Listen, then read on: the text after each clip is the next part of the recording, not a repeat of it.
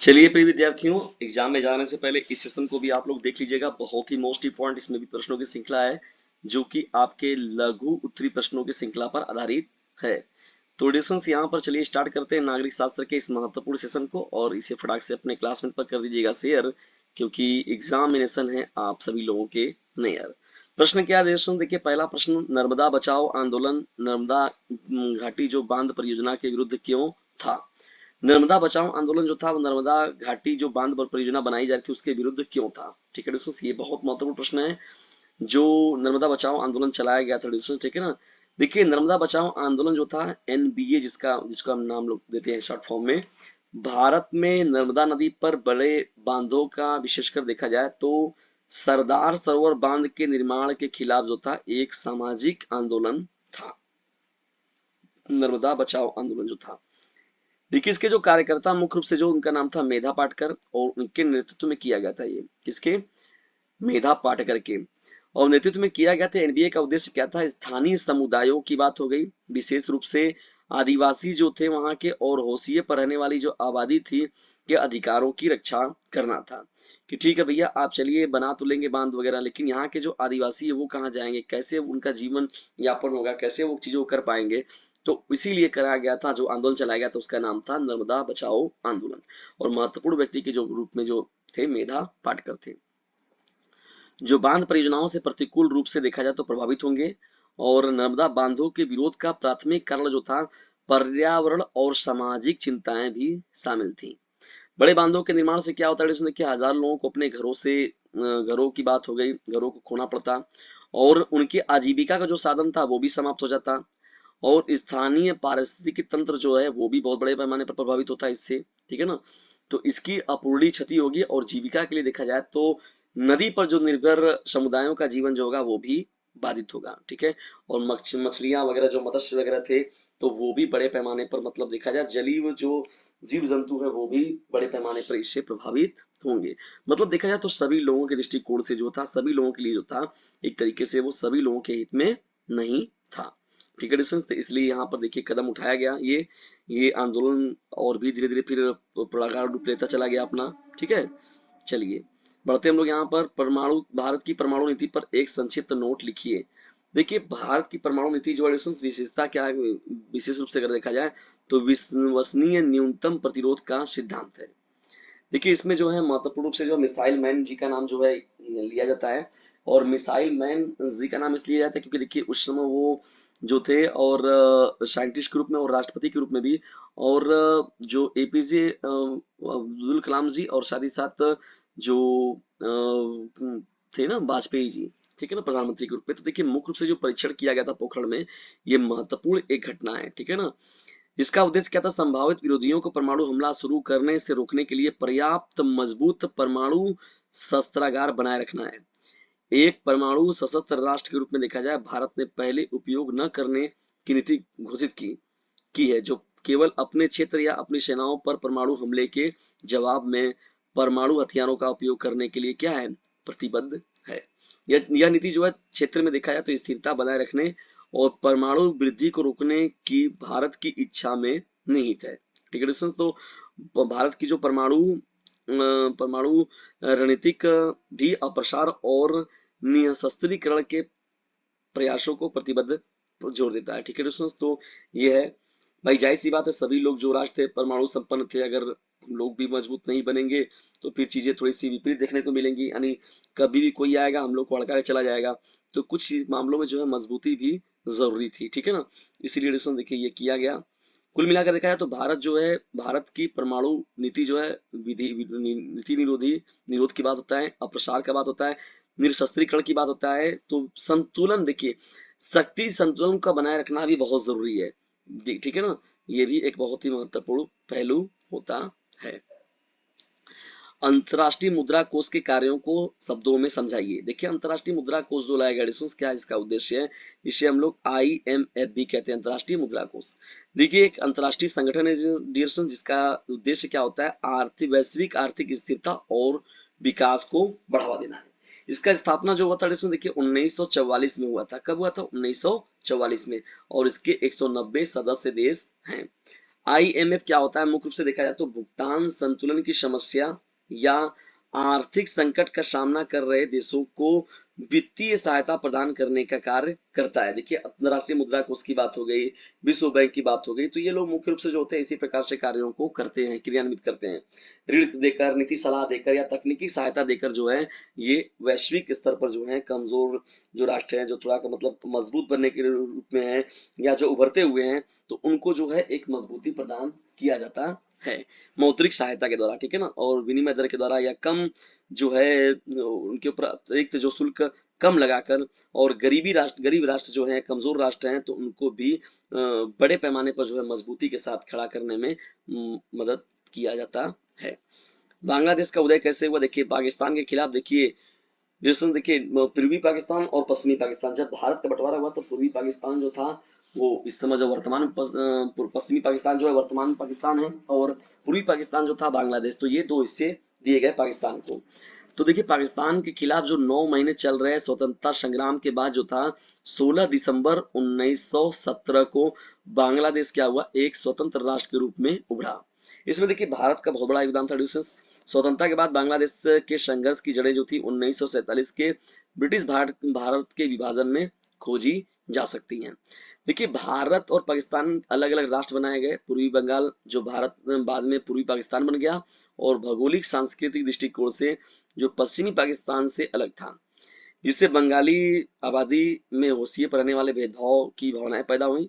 और 1952 का जो भाषा आंदोलन जो था, बंगालियों ने अपनी भाषा बंगाली को पाकिस्तान की आधिकारिक भाषाओं में से एक रूप से मान्यता देने की मांग की, ठीक है, जो दबाव बढ़ा, ठीक है ना। पूर्वी और पश्चिमी पाकिस्तान देखा जाए तो एक तरीके से पूर्वी पाकिस्तान पर जो था पश्चिमी पाकिस्तान का ज्यादा दबदबा था, और वो वहां पर जो था अपने ज्यादा शासन को चलाते थे, और उन्हें बड़े पैमाने पर परेशान भी किया जाता था, ठीक है। जिसमें पूर्वी पाकिस्तान जो था उसने भारतवर्ष से मदद मांगा, और भारत के उस समय जो प्रधानमंत्री थी इंदिरा गांधी, उन्होंने भी देखिए बढ़ चढ़ के उसमें देखिए सहयोग के रूप में जो है सामने आई चीजें, ठीक है ना। तो 1977 का जो आम चुनाव हुआ, जिसमें देखिए शेख जो मुख्य रूप से जो शेख मुजीबुर रहमान वाली जो आवामी लीग वाली पार्टी थी पूर्वी पाकिस्तान में, उसने क्या किया? भारी जीत हासिल कर लिया, जिससे तनाव बढ़ा और बढ़ता चला गया, और पश्चिमी पाकिस्तान का नियंत्रण पश्चिमी पाकिस्तान को यह लगा कि अब हमारा जो नियंत्रण है वो पूर्वी पाकिस्तान पर से हटता जा रहा है, तो बगावत हो गया सत्तारूढ़ अधिकारियों द्वारा। तो अवामी लीग को जो है सत्ता हस्तांतरित करने से इनकार करने के कारण जो था पूर्वी पाकिस्तान में सैन्य कार्रवाई शुरू हो गई, जिसके परिणाम स्वरूप जो था स्वतंत्रता का क्रूर युद्ध हुआ, ठीक है।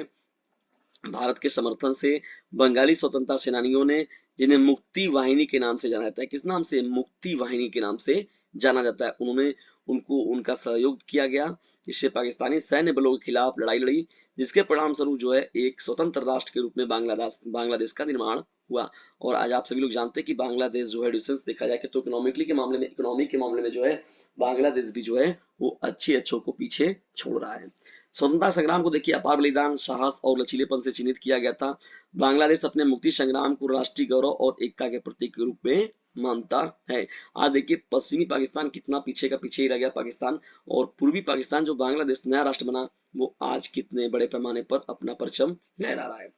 दक्षिण एशिया क्या है? दक्षिण एशिया में स्थित देशों में लोकतंत्र का रिकॉर्ड क्या रहा है? देखिए दक्षिण एशिया में बात किया है तो दक्षिण भाग में यानी एशिया के दक्षिणी भाग में स्थित जो महत्वपूर्ण क्षेत्र हैं, जिसे दक्षिण एशिया के नाम से हम लोग जानते हैं, इसमें भारत देखिए शामिल है, इसमें पाकिस्तान को भी शामिल किया गया है, बांग्लादेश को शामिल किया गया है, नेपाल को शामिल किया गया है, श्रीलंका को किया गया है, भूटान को किया गया है, मालदीव को किया गया है, जैसे देश शामिल है। अभी देखिए मालदीव कितना भयानक विवाद हुआ था, जो हम लोग के प्रधानमंत्री माननीय श्री नरेंद्र मोदी जी के विरुद्ध जो की कुछ टिप्पणी हुई थी, तो उसके बेस पर देखा जाए तो बड़े पैमाने पर जो प्रभाव देखा गया, मालदीव तरीके से बर्बादी के शिखर पर पहुंच गया था, ठीक है ना, पहुंच गया है। इसमें देखा है तो लोकतंत्र का रिकॉर्ड मिला जुला है, देखिए सभी जगहों पर है अपनी तरीके से। देखिए लंबे दशक के बाद जो था नेपाल में भी देखिए 2008 में गणतंत्र की स्थापना हुआ, बांग्लादेश में जो था 1971 में हुआ, ठीक है ना। और पाकिस्तान तो जाहिर है कि भारत से अलग जब हुआ तो वहां पर चीजें देखने को मिली। तो इस तरीके से कुल मिला जुलाकर देखा जाए तो दक्षिण एशिया का बना जो लोकतांत्रिक दिशा शासन की दिशा में देखा आगे बढ़ रहा है। और पाकिस्तान का तो जानते हैं कि लोकतंत्र का कोई मतलब ही नहीं है वहां पर। और जो सत्ता शासन होते हैं और जो वहां पर जो सैन्य होता है, सैनिक सेना की जो कार्यवाही होती है, तो उन दोनों के बीच में आपसी तालमेल, मनमुटाव, विवाद हमेशा अक्सर देखने को मिलता रहता है। ठीक है दोस्तों, तो चलिए बढ़ते हैं आगे। यहाँ पर हम लोग यूरोपीय प्रणाली की उपलब्धियों पर एक नोट लिखिए। देखिए यूरोपीय संघ जो है ईयू, जो 27 यूरोपीय देशों का ये संगठन बनाया गया, महत्वपूर्ण है ये प्रश्न भी आप लोगों का। जो आर्थिक सहयोग की बात किया गया, इसमें आर्थिक रूप से मतलब मिलजुल कर रहने की बात, समृद्धि की बात, शांति की बात, सहयोग को बढ़ावा देने के लिए आर्थिक रूप से संघ बनाया गया। यूरोपीय देशों में स्थित जो देश थे 87 नहीं 27, टोटल 27 यूरोपीय देश थे, उनके उनका मिलाकर एक संगठन बनाया गया। ठीक है ना, जो इस पर महत्वपूर्ण रूप से काम करेंगे। और इन्होंने अपनी एक महत्वपूर्ण मुद्रा चलाई जिसका नाम था यूरो। ठीक है ना, यूरोजोन ने सीमा पर लेन देन को आसान बना दिया और क्षेत्र के भीतर विनिमय दरों को क्या किया गया, एक छूट दी गई या स्थिर करने में मदद किया गया, जिससे ये लोग भी ऊपर उभर कर सामने आए और जो किसी भी मतलब समस्याओं पर वो एकजुट होकर उसका सामना करें। देखिए भारत की परमाणु नीति को संक्षेप में समझाइए। तो ये देखिए ये तो बताया ही गया आप लोग को। जो परमाणु नीति जो है विश्वसनीय न्यूनतम के रूप में है, देखिए यहाँ पर, और पोखरण में किया गया था, ये तो आप अच्छे से जान रहे हैं। चलिए, द्रविड़ आंदोलन क्या था और इसके क्या परिणाम हुए। द्रविड़ आंदोलन जो था दक्षिण भारत में देखा जाए तो एक सामाजिक राजनीतिक आंदोलन था। क्या था, एक सामाजिक राजनीतिक आंदोलन था। कब चलाया गया था, ये 20वीं सदी के शुरुआत में उभरा। जो द्रविड़ लोगों के अधिकारों और सशक्तिकरण की वकालत करता है। क्या, द्रविड़ लोगों के अधिकारों की बात की गई थी इसमें, और उन्हें सशक्तिकरण यानी मजबूत रूप से पहचान दिलाने की बात की गई थी ना। ईवी रामास्वामी और सीएन अन्नादुरई जैसे प्रमुख नेता जो थे इसमें महत्वपूर्ण भूमिका में थे और द्रविड़ भाषाएं बोलते हैं, जो मुख्य रूप से द्रविड़ भाषा बोलते हैं। और ब्राह्मणवादी संस्कृति के प्रभुत्व की चुनौती देने और दृढ़ पहचान को बढ़ावा देने की मांग की गई। ठीक है, तो ये एक मिला जुला था डिस्कशन। थोड़ा राजनीतिक दलों का भी इसमें गठन किया गया, जो प्रभावित भी किया और चीजें जो है देखने को मिली। और भारत के आधुनिक इतिहास में देखा जाए तो ये भी एक महत्वपूर्ण घटनाओं में से एक है। ठीक है, द्रविड़ आंदोलन जो लाया गया, ये प्रश्न भी बहुत ही मोस्ट इंपॉर्टेंट रहेगा। देखिए डिस्टेंस, नीति आयोग के बारे में बात कर लेते हैं हम लोग थोड़ा सा चलते चलते। यहाँ पर देखिए डिस्टेंस वीडियो में ये भी प्रश्न आपका इंपॉर्टेंट रहेगा। चलते चलते नीति आयोग को भी आप लोग देख लीजिएगा। नीति आयोग जो लाया गया, देखिए इसका पूरा नाम पहले याद रखिएगा, national institute for transforming India. 2015 में भारत सरकार द्वारा लाया गया, ये एक थिंक टैंक है। और जब कैबिनेट बना नया मोदी जी का, नरेंद्र मोदी जी का, तब देखिए यहाँ पर जो मुख्य रूप से जो है योजना आयोग की जगह पर जो है नीति आयोग को लाया गया। ठीक है ना, और 2014 के चुनाव के बाद जब ये मुख्य रूप से जब भाजपा पार्टी सामने आई, तो ये एक है कुल मिला जुला कर जो काम योजना आयोग करता है वही कामों के लिए देखिए जो है नीति आयोग को भी सौंपा गया है। और उसी तरीके से मिला जुला काम भी किया जाता है। नीति आयोग का प्राथमिक उद्देश्य जो है सहकारी संघवाद को बढ़ावा देना, नवाचार को बढ़ावा देना, और स्किल वगैरह की जो बातें ज्यादा की गई हैं इसमें। ठीक है ना, स्वास्थ्य के बारे में, मतलब एक अधिक कहा जाए तो ओवरऑल जो है पूरे विकास की बात पूरी की पूरी की गई। चलिए आगे बढ़ते हैं। भारत में एक पार्टी का प्रभुत्व दुनिया के अन्य देशों में एक पार्टी के प्रभुत्व से किस प्रकार भिन्न था।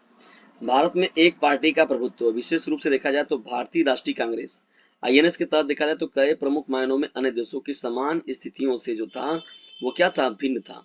सबसे पहले देखा जाए तो भारत में कांग्रेस का प्रभुत्व देश के उपनिवेशवाद विरोधी संघर्ष के अनूठे इतिहास और महात्मा गांधी और जवाहरलाल नेहरू जैसी हस्तियों के नेतृत्व में निहित था। ठीक है, क्या जो किया गया था कांग्रेस का नेतृत्व। ठीक है ना, ऐतिहासिक विरासत में देखा जाए तो कांग्रेस को एक मजबूत भावनात्मक वैचारिक कपिल दी, और राजनीतिक शक्ति की दृष्टिकोण से भी देखा जाए तो ये महत्वपूर्ण बात है। और कांग्रेस का प्रभुत्व जो है क्षेत्रीय दलों, जाति समूहों या अन्य ताकतों के साथ देखा जाए तो एक महत्वपूर्ण रूप से ये सामने निकल कर बात आई। ठीक है, अंत में देखा जाए तो देखिए स्वतंत्र प्रेस, स्वतंत्र न्यायपालिका और सक्रिय नागरिकता समाज की वजह से जो है लोकतांत्रिक संस्थाओं में कांग्रेस की शक्ति पर जो था कुछ नियंत्रण और संतुलन प्रदान भी किया गया। देखिए जो है यहाँ पर आज वर्तमान में देख रहे हैं आप कांग्रेस की जो स्थिति है वो क्या है। ये देखिए समय बदलता है, चीजें बदलती रहती हैं, सभी चीजें एक समान हर समय नहीं होता है कोई चीजें, तो उतार चढ़ाव जीवन का यही कहते हैं हम लोग। और महत्वपूर्ण था ये सेशन। आप लोगों को कैसा लगा कमेंट बॉक्स में जरूर बताइएगा।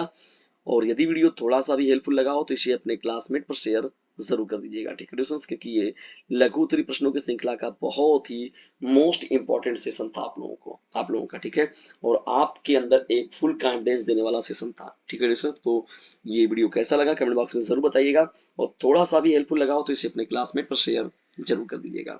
वीडियो को अंत तक देखने के लिए आप सभी लोगों का हृदय की गहराइयों से विनम्रता पूर्वक धन्यवाद। इसे शेयर जरूर कीजिएगा।